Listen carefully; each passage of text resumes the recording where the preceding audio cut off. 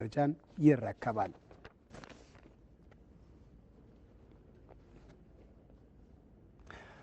አማራ ደላ ይባላል። በፕሪሚየር ሊግ ስኪል አካዳሚ ሰልጣኝ ነው። አካዳሚውን በተቀላቀለ አጭር ጊዜ ውስጥ ያለውን ብቃት ያሳየው ግብ ጠባቂ አሁን በአውሮፓ የመጫወት እድል አግኝቷል። በስፔን ታችኛው የሊግ እርከን የቅድመ ፕሮፌሽናል ውል ያገኘው ግብ ጠባቂ ወደ አውሮፓ ለማምራት ግን የስምምነቱን 25 በመቶ መሸፈን ይጠበቅበታል። አንተነሽ ሰይ ተስፈኛውን ተጫዋች ያለበትን ሁኔታ በተከታዩ ዘገባው ያስቃኘናል። ቤተሰቦቼ ገጠራማ ቦታ ነው ያሉት። እግር ኳስን በከፊል ነው የሚያውቁት። ግን አሁን ያለውበትን ደረጃ ካወቁ በኋላ በከፊል ያው አርሶ አደሮች ቢሆኑ ደስተኞች ናቸው።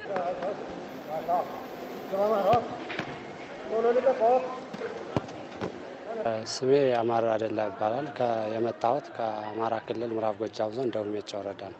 እግር ኳስን የጀመረው በትምህርት ቤት ነው። በዚህ ስፖርት ብዙ ርቀት መጓዝ የሚፈልገው ወጣት ህልሙን ለማሳካትና የተሻለ ስልጠና ለማግኘት ወደ አዲስ አበባ ከመጣ በኋላ የፕሪሚየር ስኪል አካዳሚን ተቀላቅሎ እየሰራም ይገኛል። በአካዳሚው በነበረው የአጭር ጊዜ ቆይታ ብቃቱን በማሳየት በግል ጥረቱ እግር ኳስን ከፍ ባለ ደረጃ መጫወት የሚያስችለውን እድልም አግኝቷል።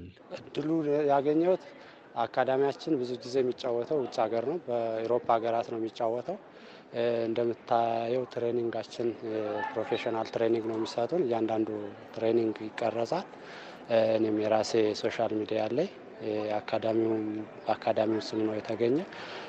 እኔም እንቅስቃሴ በዩቲዩብ ቻናሌ እይታ ውስጥ ካዩት በኋላ ወደዱት። በስፔን ስድስተኛው የሊግ እርከን በሚገኘው ሳፎር ጋንዲያ እግር ኳስ ክለብ የቅድመ ፕሮፌሽናል ውል ያገኘው ተጫዋቹም 75 በመቶውን ክለቡ 25 በመቶውን ደግሞ ራሱ ተጫዋቹ እንዲሸፍን ስምምነት ላይ ደርሷል። የጉዞ ጉዳዮች በኢትዮጵያ እግር ኳስ ፌዴሬሽን ጭምር ድጋፍ ተደርገውለት ቢያጠናቅቅም ወደ አውሮፓ ለማቅናት ግን 25 በመቶውን ድጋፍ ይፈልጋል።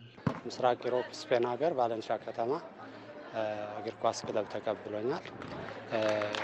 ተያያዥ የጉዞ ዶክመንቶች በኢትዮጵያ እግር ኳስ ፌዴሬሽን አማካኝነትና በአካዳሚው አማካኝነት ፓስፖርትና ሌሎች ጉዳዮች ጨርሻለሁ። ለሆቴል ለበረራ እና ለአንዳንድ ነገሮች የሚሆነው 5%ን እኔ ለመሸፈን ነው እየተዘጋጀ ያለ። እሱ ነው እንቅፋት የሆነ።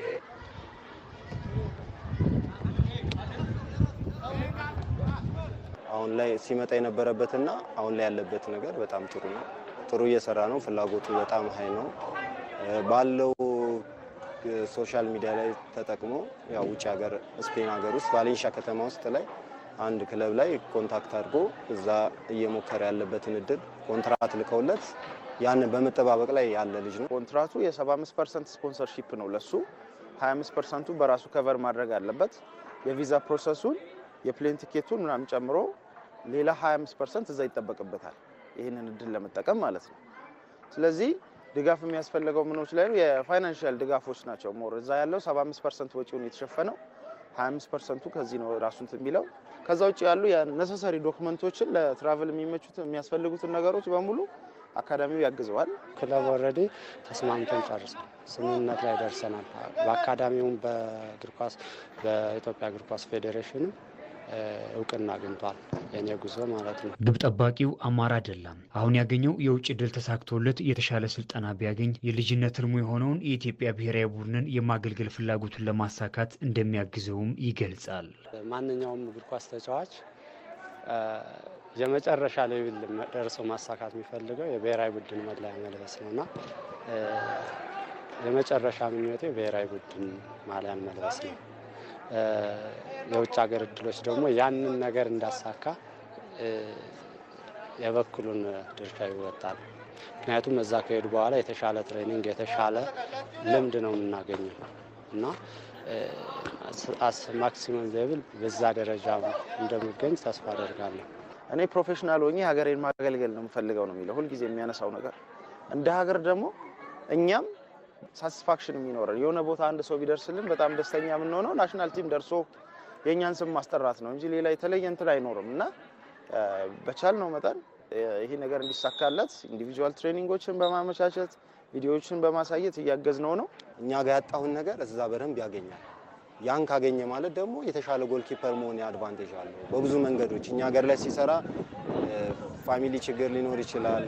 ፋሲሊቲ አንዳንድ ችግሮች ይኖራሉ፣ ኮንሰንትሬሽን ችግሮች ይኖራሉ። እዚህ ሲመጣ ብዙ ነገሮች መስዋዕት አድርጎ ነው የሚመጣው።